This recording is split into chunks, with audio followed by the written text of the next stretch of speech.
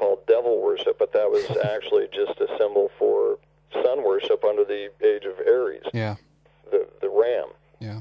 And then you travel another 2,150 years forward and into the age that we're currently ending is the Piscean age, and the Piscean age is the symbol of the two fish. Jesus was the fisher of men. He fed the masses with two fish, and so this is the symbolism where the fisher iconography comes from. Yeah. You know, it's strictly astrotheologically related. You know, as well as fish have symbolism in regard to fertility, and the ancient cultures held fertility in very high regard. Yeah. So, and then presently we're entering the age of Aquarius, which mythologically speaking is the age where all of the ancient knowledge is returned back to the masses of the people. They will understand the history of the religions at their face value and what they were intended to mean and teach us. And is this the I don't know if we can say this, but isn't this the last sign in the full as we go full circle, so to speak, Aquarius? Well, yeah, but you know, to go into you know, a pseudoscientific discussion of whether or not it ends or the cycle repeats or whatever, that's not something that we can prove as of now. Of course. You know, that's something that we can only know at the time that it comes, which, you know, some people say it's 2012, which we talk about in our book. And, the beginning of the Aquarian age varies up to 150 to 200 years simply because of the variation in degrees in the separation of the zodiac signs. Exactly. And what are your thoughts on that? I know in your lecture you call it the Aquarian initiation, right? It's just, you know, an idea that we put out. You know, we don't really have any ideas as to what would come about of it other than we suggest that it's your own personal awakening of this type of knowledge, or, you know, basically masses understanding this type of information in religious history. Yeah, and I think we can see it. No longer accepting it. Sorry about that. No longer accepting it as at face value as a literal history. Yeah, exactly. Of people running around in the Middle Eastern deserts. Yeah, and I think we can see it happen. I think you know, I think there are more and more people waking up to this, and of course your work contributes greatly to it, I think. So keep it up. It's great.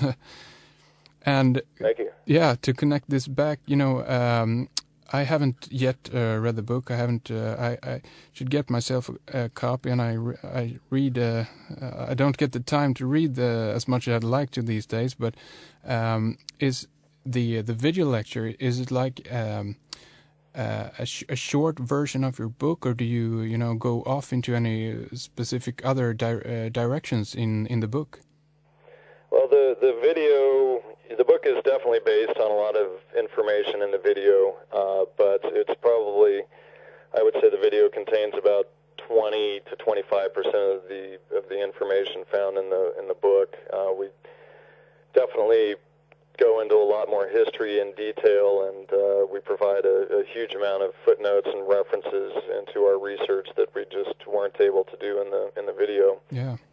You know, and as I mentioned before, the video was never really meant for public release. It was to gain sponsorship, and you know, so there are just to let your listeners know, a few errors in the video that we have an error list that can be found on the website that I recommend everybody interested in reading the error list. It's not too long. It's nothing that affects the overall core of the research, but there are just some few minor errors in there that we mention for clarification. Yeah, sure. And you know, we touched briefly upon 2012, and there's a lot of noise, and the drum is beating louder and louder by the day, it seems. And this, of course, as you said, is the end of the Mayan calendar.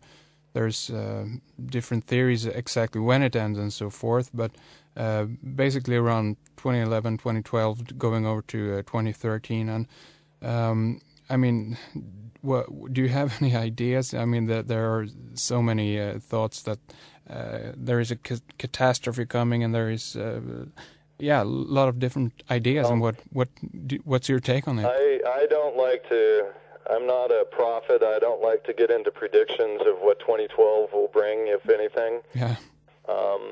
And I've seen the research of people like Ian Lungold, and who based his research off of I think it was Carl Coleman. Yeah, that's right. Trying to make all of these predictions that, a year and a half ago I saw Ian Lungold's lecture before he died out in Los Angeles. And he made these predictions that free energy would be public knowledge, and we would all be beginning to receive free energy by last summer.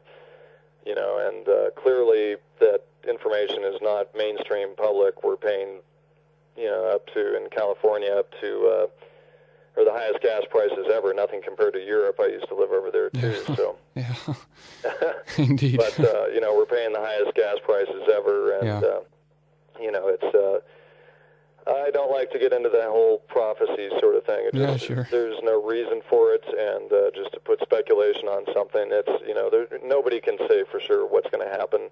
No, of course Terence not. McKenna had his time wave zero theory, and there are many other ideas, and a lot of them make a lot of sense, and they're interesting to ponder, but do they hold merit? Only 2012 will tell. It will, indeed. Yeah, of course. And we can go into a little bit, I think, to the more of the connection to the entheogens and the Christian and Christmas connection to the mushroom, and to get things going here. How did you how did you get this idea, so to speak? Was it based on some other research, or did you guys discover this, the mushroom Christianity connection? Well, as I mentioned earlier, John Marco Allegro, he was the first researcher to take a serious look at Christianity being based on entheogens or psychedelics, and he wrote a book in 1970 called The Sacred Mushroom and the Cross. And academia pretty much broadly dismissed it, and in fact there was a letter that came out in the London Times by 14 scholars no more than a week after the book had gone to print, stating that they had thoroughly researched the book and found it to hold no merit whatsoever, and yada yada. But one thing, one problem that we found is that the book was published in May of, I believe it was April or May of May of 1970.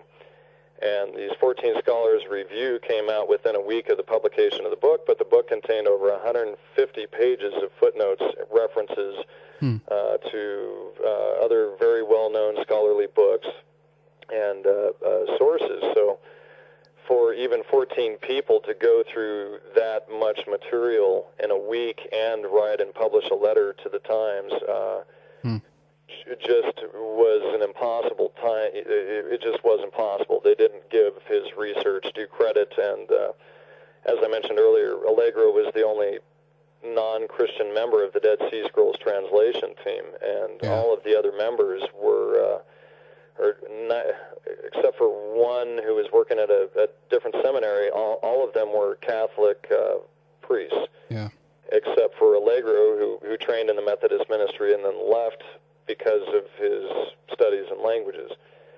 So Allegro was the first one that brought up the idea, and since he had brought it up in purely linguistic analysis, we decided to approach it from the symbolism and some of the other aspects of religious history that Allegro didn't tie in. And I want to mention that Allegro took a lot of heat for other things that he wasn't actually to blame for, and one of those being that he misquoted the effects and taste and everything of the mushroom, but he had quoted this Professor Ramsbottom from the London Botany Museum. Yeah. And these were direct quotes from this person's research and not misstatements on Allegro's part. And a lot of people accused Allegro of stealing Gordon Wasson's research. He actually based most of his research on this mycologist Ramsbottom, and in fact, it was not based on Wasson's work. Somebody's calling in. I'm going to ignore that. Yeah. Okay. Yeah, I was wondering about that. Okay, and. Of course, you mentioned in your lecture about James Arthur, and he's kind of course, he's passed away now. I think he passed away in April last year sometime, and yes. He is what is known as an ethnomycologist also, and I think he was the one who. I remember a few shows I heard on Jeff Wren's program with James Arthur, where he also connected the Christmas story to the mushrooms, and I always enjoyed his shows that he used to do with Jeff. And have you guys picked up on his work also? Yeah, well, I'm very familiar with his research, and I agree with a lot of it. The problem with his research is that he was vehemently against providing thorough sources in his material. So he was attacked a lot for things like plagiarism and just, having unfounded research because he didn't provide sources. Mm. And I think most of his research is pretty solid, but it takes a lot of digging and years worth of reading to go through much of the material that he had gone through to substantiate some of the ideas that he was claiming. So, yeah. But it's his research had its problems and its merits. But he definitely contributed a lot to the field of